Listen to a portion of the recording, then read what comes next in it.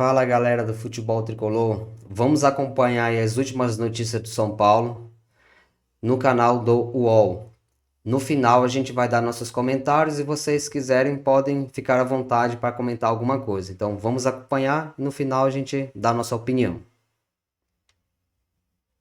Do quadro associativo, ele pediu para entregar a sua carteirinha de sócio. Hoje vai ter uma audiência da comissão disciplinar, comissão de ética, melhor dizendo, que vai julgar o processo disciplinar do Júlio Casares.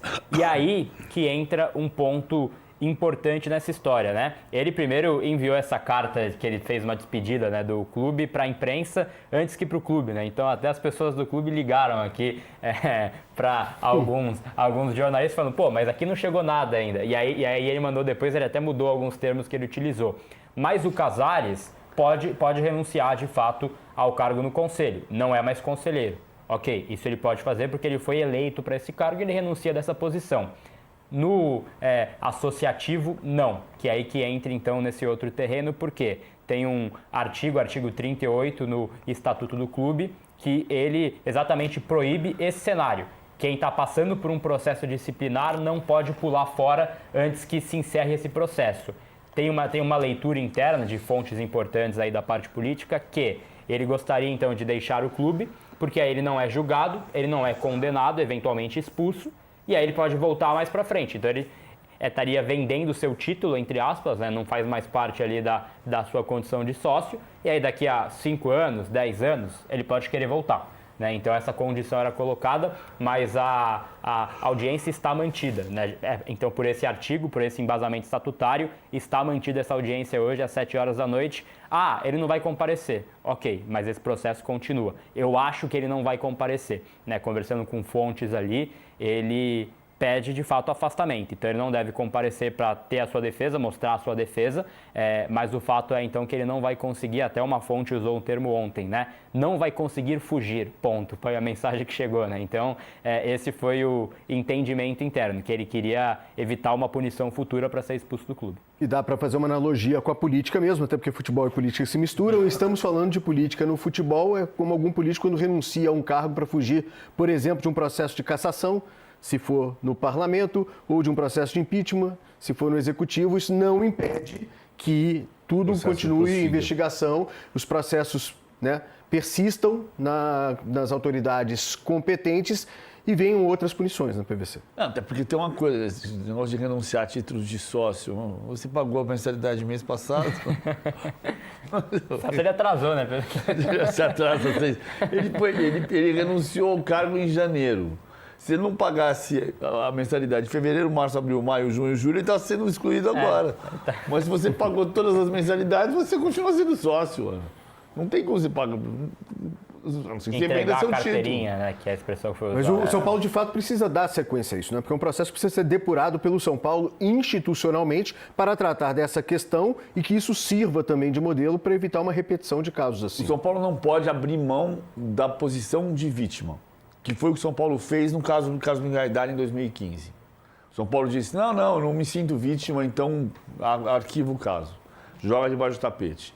O que o São Paulo prometeu desde o início do processo, deste processo do Casares, foi não abrir mão da posição de vítima. Ou seja, queremos que tudo o que aconteceu aqui seja investigado, seja apurado. E o São Paulo, na posição de vítima, vai exigir que seja apurado. O que vai levar, se é culpado, inocente, se é ladrão, profissional, ou amador, ou não é ladrão, quem vai dizer é a justiça, não sou eu, nem você, nem o Sá. O São Paulo tem que se colocar numa posição e andar para frente significa entender qual vai ser o próximo passo do clube. Está difícil de saber, né? Muita gente acha, o Rogério Caboclo provavelmente vai ser candidato. Lembrando, Rogério Caboclo, ex-presidente da CBF, também afastado do cargo por denúncias de assédio, né, moral e sexual. Porque muita gente também está achando que ele não vai conseguir sustentar a candidatura e que por isso vai desistir da candidatura, porque a candidatura avançaria com a sombra do processo de assédio que o derrubou da CBF. Então, e aí nós vamos para onde? Para onde vai o São Paulo? Quem vai ser o presidente? Esse é o ponto central do São Paulo para o futuro. Vamos ver se Valentim Furlan tem essa resposta. Ele já apareceu aqui na tela com a reportagem publicada no portal UOL. Você acompanha tudo lá também. Está aqui agora no telão. Tudo bem, Valentim Furlan? Questões simples do São Paulo. Estamos aqui com o PVC, Gabriel Sá. Qual será esse futuro do São Paulo? E essa questão difícil colocada pelo PVC ainda sem resposta, né? Boa tarde, bem-vindo. Acho que. Boa tarde para vocês, todo mundo que está acompanhando. Acho que o cenário do São Paulo ainda é muito turvo, né? Foi o que a gente falou na semana passada. No lado da oposição tem muita gente querendo ser candidata, mas pelo menos do que eu escuto, todos esses nichos, todos esses pequenos candidatos, esses pré-candidatos não têm força o bastante para angariar uma futura candidatura oficial. O grande problema, eu acho, é na situação, porque a gente tem um presidente não necessariamente eleito, né, porque ele foi eleito como vice, o Massis, mas a gente tem um presidente em exercício que não tem força e, por enquanto, não demonstra interesse claro em se reeleger, em tentar pelo menos uma reeleição. E a gente ouve outros nomes, como o do Adilson, que é um cara muito importante na questão do financeiro do São Paulo, é um conselheiro próximo do Massis, mas a verdade é que na oposição tem muita gente querendo, mas pouca força individual. E na situação a gente tem um cara que seria a principal opção, mas que até pelo momento que o São Paulo vive intra e extra-campo não tem tanta força assim e não sei se teria força o bastante para se reeleger, sendo bem honesto.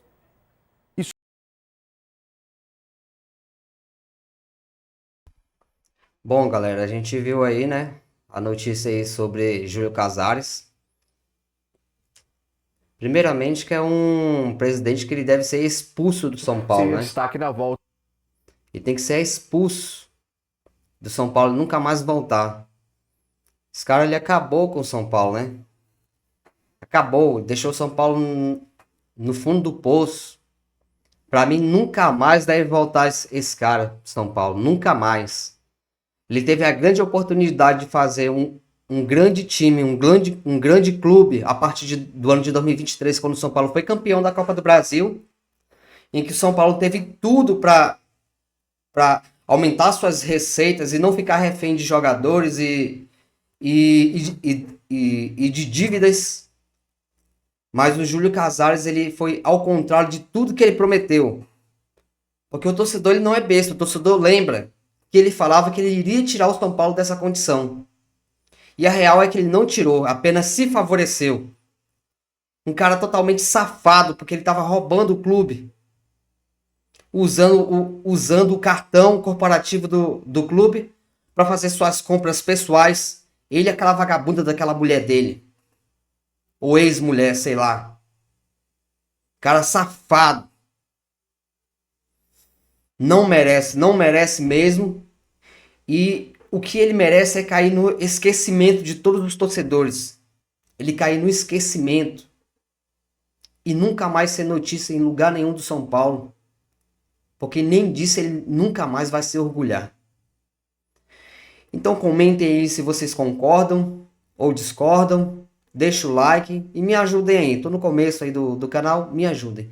Valeu, galera. Até a próxima.